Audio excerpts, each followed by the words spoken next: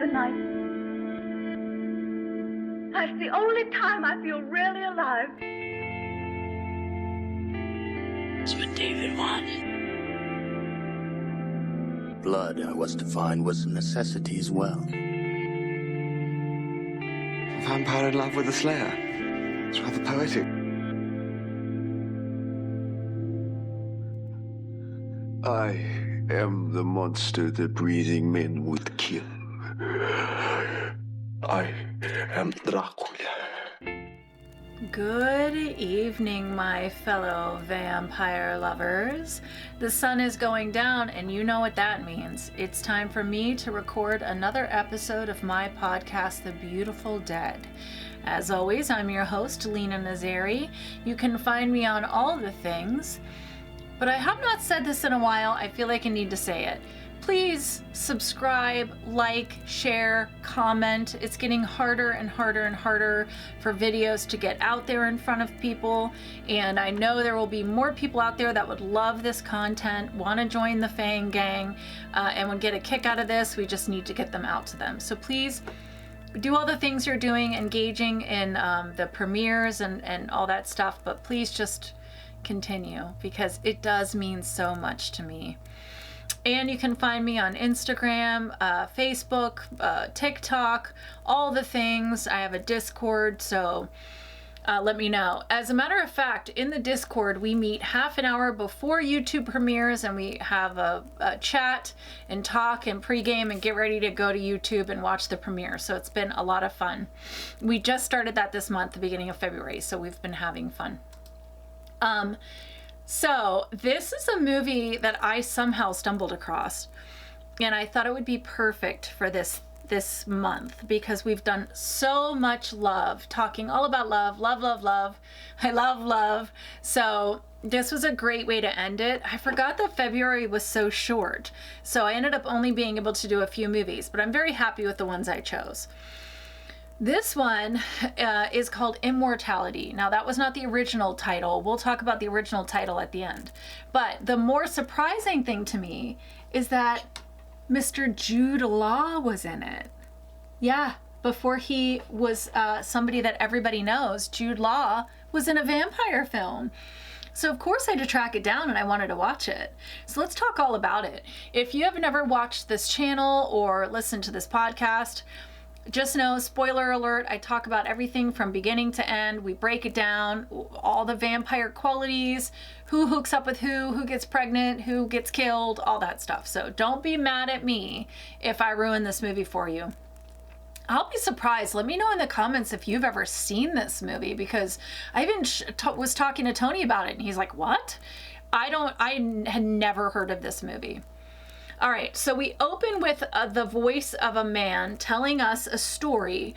When I was a boy, I went into the woods alone to climb the tallest tree. Almost at the top, I slipped and fell, but managed just to grab a branch. It was a long drop. About when he was a child and he was falling from a tree, and he grabbed on and he was holding on to the branch. I hung there till my head began to burst and my arms began to feel like they were being torn from my body. I can feel it now. The blood pounding in my ears, the terrible pain, and the dread of falling. Trying not to fall. He was dangling, holding onto the branch. And then we see a wrecked car very high up in a tree. And the crowd is explaining that the driver must have been going over 80 miles an hour. And then a young man, Jude Law, who we recognize immediately, is on the scene, and a drop of blood falls from the car onto his hand, and he stares at it. Then we hear another voice ruling this death as accidental. The name of the victim was Sarah D., and they declared that she was driving really fast and she had not been in a good mental state for a while, and that it was declared accidental. So this young man goes into his apartment as the voiceover is playing, and he picks up a journal and he writes the word despair on the last page. And then he closes it, and we see that the journal has the name Sarah D, the same name as the victim. Now we cut to the subway. And the young man is watching a woman. I'm sorry, they're not on the subway train. They're in the subway station, or whatever you guys would call it, wherever you are.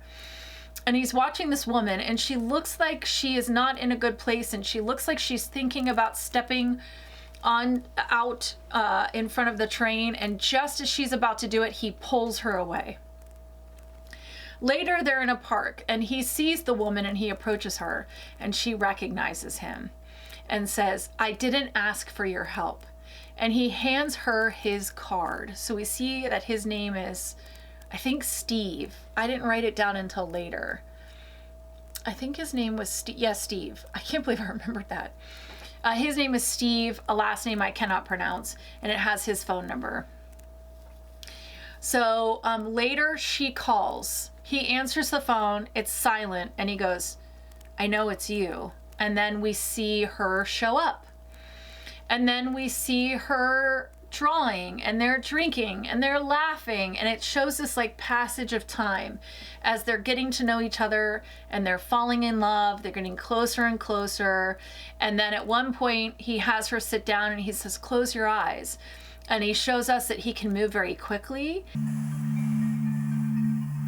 Do you trust me, Maria? I don't know, what are you going to do? And he kisses her, and then he puts a ring on her finger, and then he's like, "Open your eyes." And then they go to his room. Things get hot and heavy, and then he bites her neck. And this is our vampire. So, pause, vampire pause, because right out of the gate, I've already caught so many things. So, they can drink alcohol, they can eat, they can be in the sun, they don't have fangs, but they do need blood. And I'm just like, already, you guys know there's a couple things I don't like, but we will talk about it later. So they're getting hot and heavy. He pushes her face aside, bites her neck, drinks her blood, kills her. And this kind of feels like playing with your food, because he like wines and dines her and gets her to fall in love and then kills her. And I'm like, that's kind of fucked up. Then he wraps her in plastic, and then all of a sudden we see him on the ground, and he's clearly in agony, and then he spits something out. And we see that it looks like this crystal. It looks like a tiny unicorn horn if it was made out of crystal.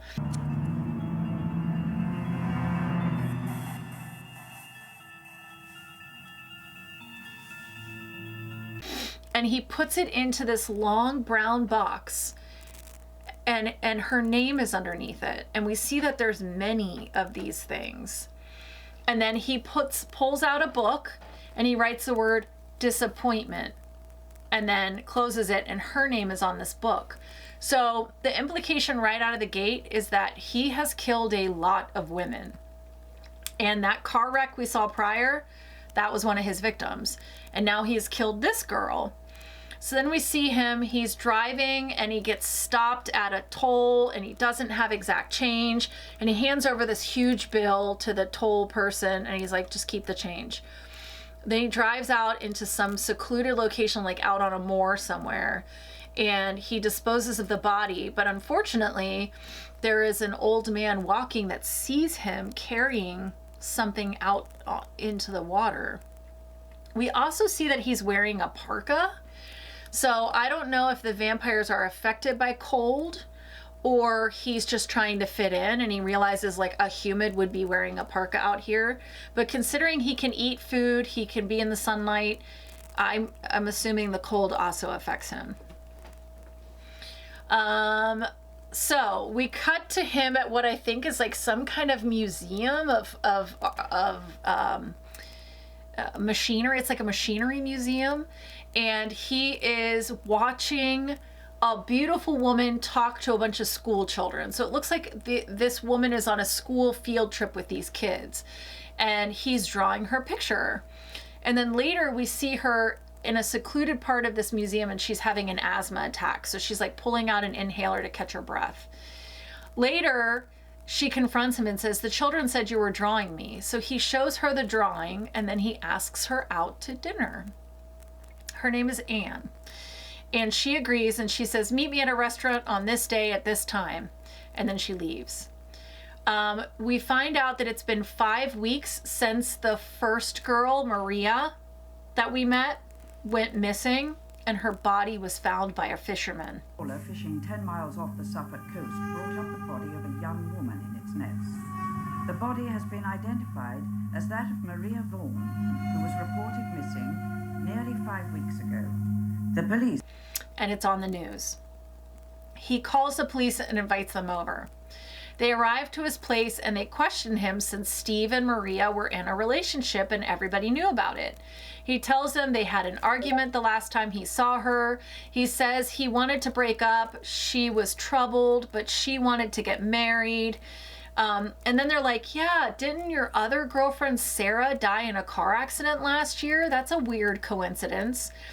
And also they looked him up and he doesn't have any security records. So we don't know how old he is, but clearly he's trying to live under the radar.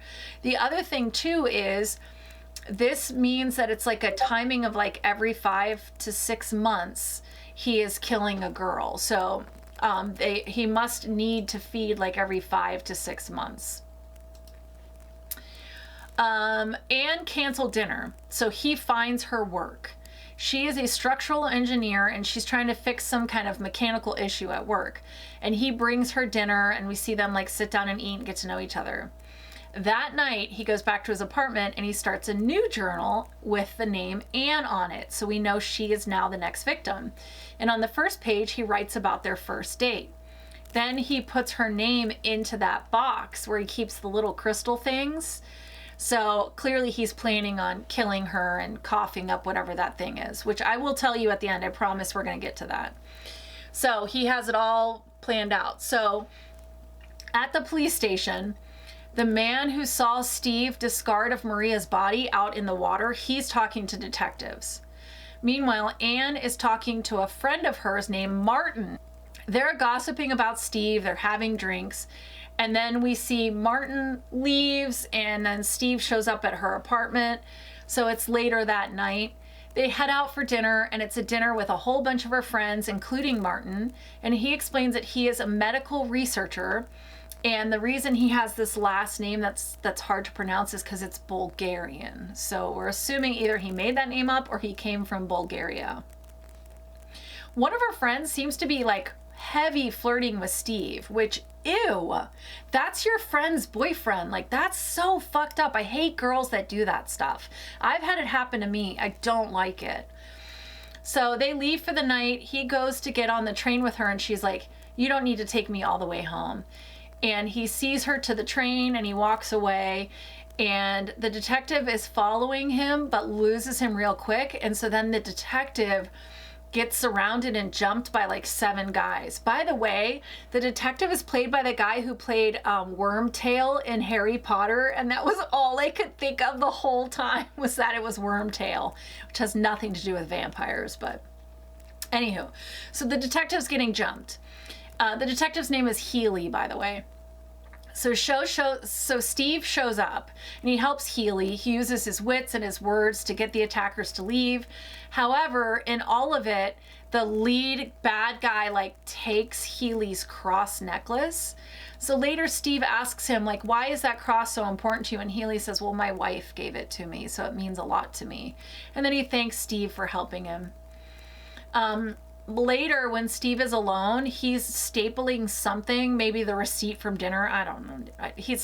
At one point, he like took this, like ripped a drawing of hers, like a little doodle of hers, out of a piece of paper in her apartment. And he's like stapling it to the journal, that's some weird behavior, but it has nothing to do with the vampires. So I didn't pay too much attention to it. But one of my favorites, he cuts himself on the staples and it drips blood onto the page. Put a pin in that. Later, Healy is looking at the picture of the van that likely transported Maria's dead body, and so he tells them like, I want you to blow up the section that might show us who the driver is and then bring it back to me. Now we're in an OR, or it's not an OR, it's probably more like a radiation what is wrong with my brain today? One of those rooms where, you get radiation treatment. And Steve is there comforting a little girl as she receives treatment, and Anne is watching from the gallery. So afterwards, she goes in, and there's this tray, and it has all these little, like, tiny crystals. It almost looks like kidney stones, if you've ever seen what a kidney stone looks like. And they're all in there. And she's like, what is this? And he's like, oh, I've been studying these crystals that the body makes, and I think that it's tied to negative emotion, and I'm trying to like understand how the body creates these things and how we can stop the body from creating them, because anyone who's had a kidney stone will tell you they're fucking horrible. So he's like trying, I'm guessing that's part of his medical research.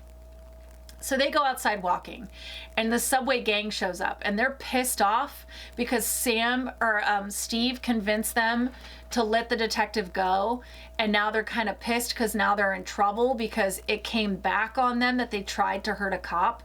So they're blaming Steve. So the gang leader grabs Anne by the hair and tells Steve, I'm going to take your wife. You need to leave and let me do my thing. So Steve walks away with the gang as the gang leader starts to like get rough with Anne. But we see that Steve walks away and then kicks the shit out of the entire gang by himself, and then returns to Anne and tells her to run, which she does. And then he starts to fight the gang leader, who reveals that his walking stick is a sword, which that's kind of sick. Steve gets the upper hand, steals Healy's crossback, and takes out the thug just as Anne returns. They cut to his place, and they're making out. I guess she was like kind of annoyed with him because he was flirting with this girl at dinner, but now she's forgiven him because he protected her. So they're back at his place, they're making out, and as it progresses, we get the voiceover of him talking about how we have 3 brains, according to some psychiatrist. One is human over one that is mammalian over one that is reptilian. And then he talks about the crocodile, and that's important. Put a pin in that. So he finishes the story as they lay in bed post-coital. The next day, he's on the floor writhing, and he's like in the crazy, I'm not writhing, writing. He's on the floor writing, and he's like in the craziest position. And I saw him do that, and I was like, I remember when I was that flexible to be able to just like sit and sleep in these sort of like weird positions. He's got his leg up. I'm sorry if you're just listening to the podcast and you're not watching the YouTube channel, but if you're watching the YouTube channel, I'm showing you a picture. And like, do you remember the days being able to sit like that? Anywho, he shows her that he is able to draw with one hand while writing with the other simultaneously, and he's also looking at her. And he's written a poem that he starts to recite, and he says that he used to charge his classmate 6 pence to do it. So I don't know if he can do this because he's a vampire. If so, the implication is that he was born a vampire, or he lied and he never did it for people, or he could do it as a human when he was little and it has nothing to do with his vampirism. But if you watch him do it, it seems like it's because he's a vampire. So either he was born a vampire, or he lied and he never charged classmates. I don't know. I'm thinking he was born a vampire, and we'll talk about why later. The detectives ask Steve at a station, they ask him to the station, and he walks by the toll booth guy that he gave the huge bill to, so he knows why he's there. So he ends up being in a lineup, and the toll collector is trying to recognize the guy who gave him the huge bill, because that's the guy that was driving the van that probably transported Maria's body. During the lineup, he asks Steve to step forward a few times, but in the end, he ends up identifying the wrong man. And he says, I don't know, I can't be sure. Healy and Steve are in Healy's office. So Steve now sees that there is a picture of the van that he drove, but even once it's blown up, you can't see the driver's face. But he knows it's not going to be long before they figure it out. Meanwhile, Healy is holding on to Steve's passport so he can't flee while they're investigating Maria's death. Steve goes to Anne's apartment. She's cooking. She is not in a good mood. She snaps at him, but then she apologizes for snapping, and he's reading the paper and he tells her like he's still angry at her for snapping. So she gets really silly to try and win him back. And also he had brought a present to her. So she's like, well, let me have my present. And it's the picture that he drew of her, but now he's put it in a frame. But he's still kind of pissed off at her for snapping. So he goes back to his house, and we see that he's got these drawings all over his house. And I think they're all drawings of all the different women he's been with, which is ballsy, because like, what if she comes over and sees that?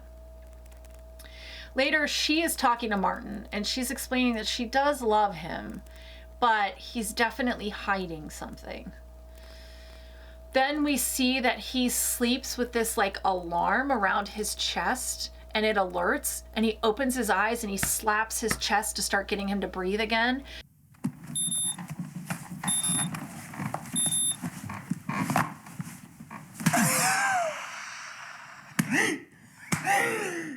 So what he's wearing is called an apnea alarm. That is to alarm you if you stop sleeping or you stop breathing while you're sleeping. It does exist, it is a thing.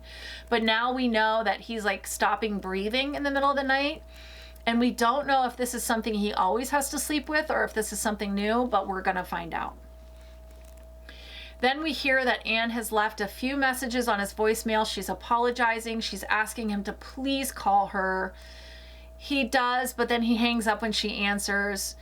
And then there's a voiceover that explains. He is a species of one, is what he says. So he is some form of natural anomaly. I mean, as far as he knows, there has to be others like him out there, right? But he's probably just never come across them. So he's like, I'm a species of one. And then he says, I'm a crocodile who needs a job and a bank account and a mistake. So we're going back to that whole human brain, mammalian brain, reptilian brain. So he is referring himself as the crocodile, and he is some form of mistake, as he thinks. Now we cut to Healy getting baptized, because he mentioned to Steve that the reason his wife gave him the cross necklace is because he is converting to her faith because he loves her so much. Healy goes to Steve's work and confronts him about the time he pulled Maria away from the train. He's like, why didn't you tell me that Maria tried to kill herself and you saved her? And then he tells Steve he is no longer a suspect, because why would he save Maria only to kill her? You okay? My dog has a habit of eating and drinking way too fast, and then she coughs because she eats too fast. And she's 8 years old and she still has not learned to slow down. So, anywho. So the cop is like, well, why would you save her just to kill her? So you're not a suspect anymore, which flawed thinking. But now Healy thinks Steve is a good man. And as they walk and talk, they talk about like when lies are bad and when they are good. And then Healy gets his cross back because Steve took it off the gangbanger. And Healy doesn't ask any questions. He's just like, thank you for giving me my necklace back. He's not a good cop, by the way. Like, you're not figuring out these clues. Anne is at work, and there's an accident that almost kills a man, but Maria uses a box cutter and a pen to make him an artificial airway. And then she goes into an asthma attack as EMS is carrying the man out, just from like the intensity of the situation. Steve is drawing when drops of blood fall onto it, and he uses blood to color the lips. So the reason that's important is because he is not healing that tiny little staple wound from his finger. He's not healing. And I promise I'm going to explain all of this to you. I promise. Just bear with me. She comes over, they start to make out, and he starts to bite her throat, but then he stops himself. And then he says, I am a thing that needs to feed on blood, and that if he doesn't feed, he's going to die in 2 or 3 weeks. He's breaking down. He isn't healing anymore, and he's having to remind himself to breathe. So he's starting to decompensate because he's gone too long without feeding. And then he explains that what he feeds on is the love in her blood. And that emotions are things carried in the blood, and he feeds on love. And the crystal that he pulls out of himself after he feeds are all of the negative emotions that they also feel about him. So when he's writing in the end of each journal, despair, disappointment, those are the negative feelings that he is hacking out of himself after he feeds, and that he needs to find a woman who will love him perfectly without any negative emotions, and he thinks that's going to redeem him. So when she snapped at him and he got really upset, it's because he can't feed on her if she's pissed off at him. And maybe he just got frustrated, or he just was like, I can't save this, or for whatever reason, that moment for him was like, yeah, forget it. But then they're drawn back to each other, and now he is not fed on her, and he's realizing if he doesn't do this, if he does not feed on her, he is going to die. She panics. She starts to look for a weapon. He hands her a knife and then shows her the still bleeding wound on his finger. One cut from this and I'll bleed to death in 20 minutes. And he says, one cut from that knife and I'll be dead in 20 minutes. And then he tells her where to find the keys to unlock the front door if she wants to leave. He explains he has never known peace. He's always in torment. He needs to remind himself just to breathe. None of it matters because he's going to die. And she will live because he realizes that he does love her and he doesn't want to kill her to live. So then later he's lying on his couch and he's wheezing and he says, I'm so tired. And then he closes his eyes and he stops breathing. And she has a moment where she needs to decide what to do. But instead of leaving, she runs over and beats on his chest and gets him breathing again. She tells him that when she was young, there was nothing you could do for asthma, so her mother would lie with her at night, ensuring that she breathed and watching over her. So then we cut to Anne asleep on the couch. So she must have watched him throughout the night to make sure he continued to breathe. Steve brings her either tea or coffee or something, it doesn't matter. And he's got this blanket wrapped around him and he's very pale and he looks really, really bad. And later on, they're up on the roof and she's drawing and he's weak and he stands up and he's like, I can't see. And then we cut to her wiping his eyelids with a warm, wet rag. And then she makes a face and he goes, it's my breath. It smells like pear drops, which is acetone, which is the product that comes from the body starting to eat itself. You smell it a lot in people who have diabetic ketoacidosis. It's like fruit cup juice mixed with nail polish remover. He asks her why she's still there and says, do you love me? And she doesn't answer. Later, he's in the bathroom and we see he's starting to bleed from his ears now. She heads out and she goes, I'm gonna come back. And then she heads out into the elevator and then she sees something like a Band-Aid or something, I can't remember. But it makes her decide to go back. So she returns to the apartment and she sees that he is readying the bed with plastic. So she knows what that means. She knows that now that she's fallen in love with him and he has seen that, he is going to kill her and eat her. So she runs, but he follows and they run up to the roof. And she's backing up to the edge of the roof and she's like, I don't love you. And he goes, it might not be in your heart, but it's in your blood. Oh, that's a good line. She tries to jump because she would rather kill herself than let him feed on her. He grabs her, pulls her back, throws her up.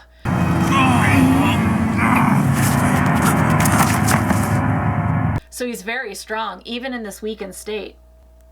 Despite the fact that when he's holding on to her, she stabs his hand with a hairpin and he's still able to pull her up and over in this weakened state. And then he just lays down on the roof.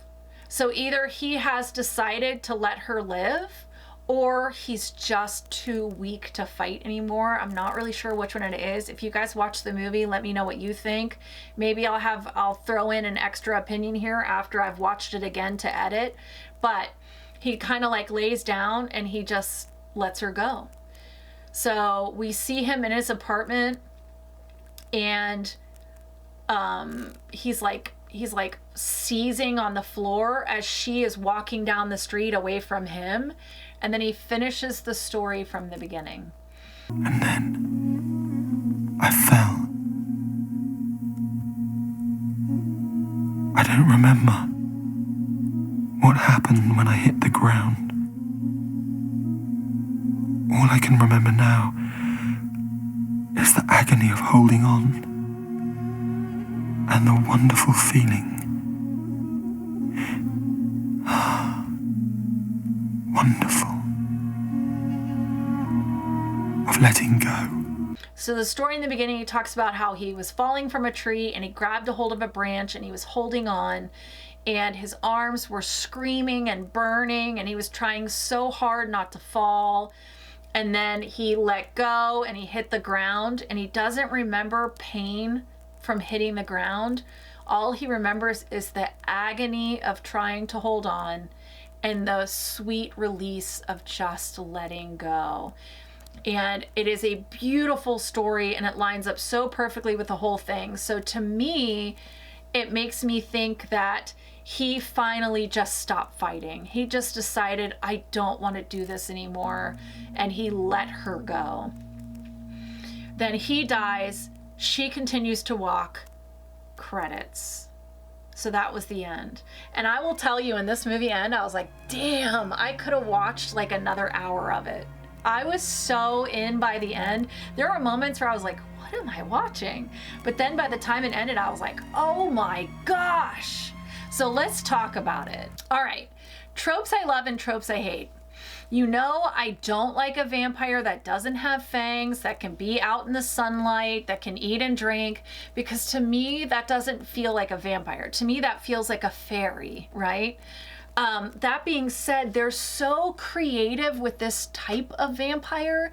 It's like this special anomaly. It's a special species of vampire. And as he said, I'm a species of one, which I don't know if that's true or not.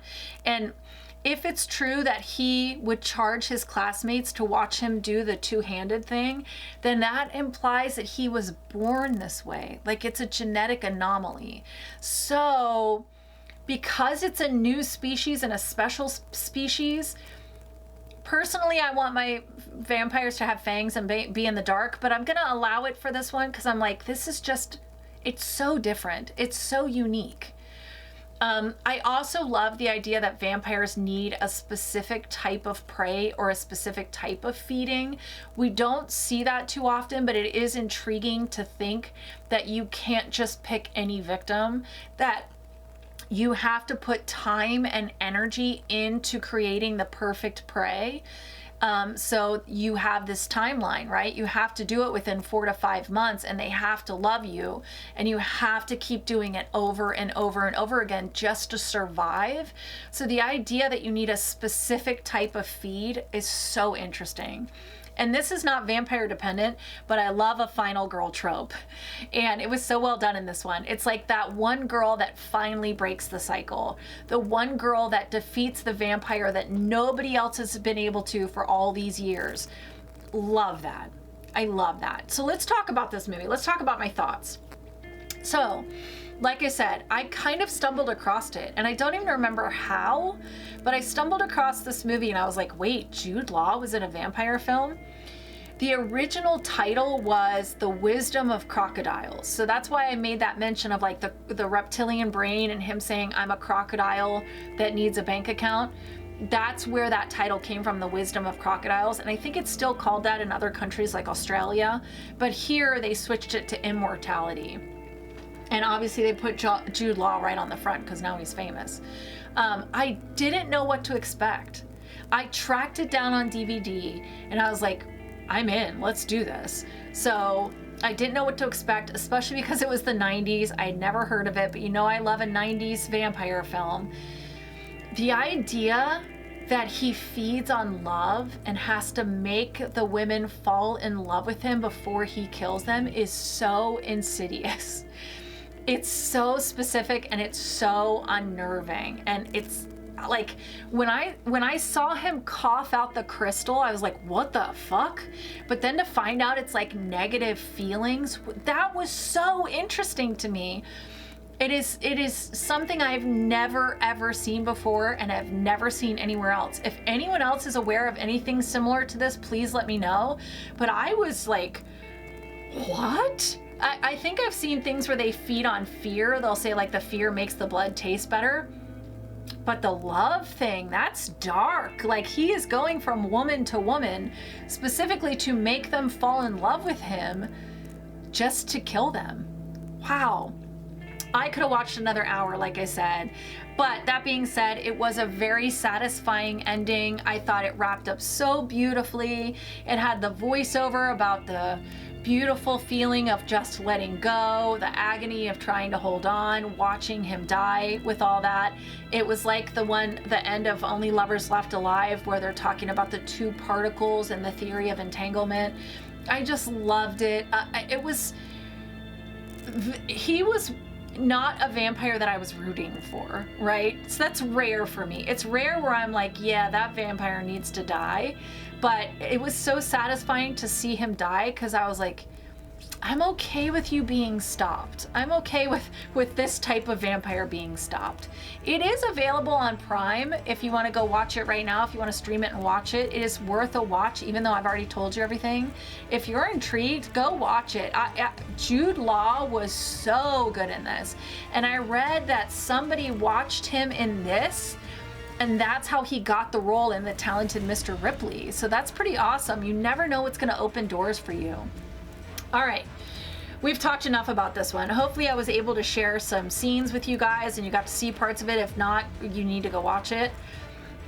Next week is March, because like I said, February was so quick. It's viewer requests. So go to my Instagram, go to the posts on the YouTube channel, go to my Discord, go to my Facebook to see the movies that I'll be covering. They're all movies that people have requested me to do. Come join us in the Discord a half an hour before every YouTube premiere to have a little pre-game voice chat. I promise not to bite. All right, I wish you wicked hugs and bloody kisses. Good evening. And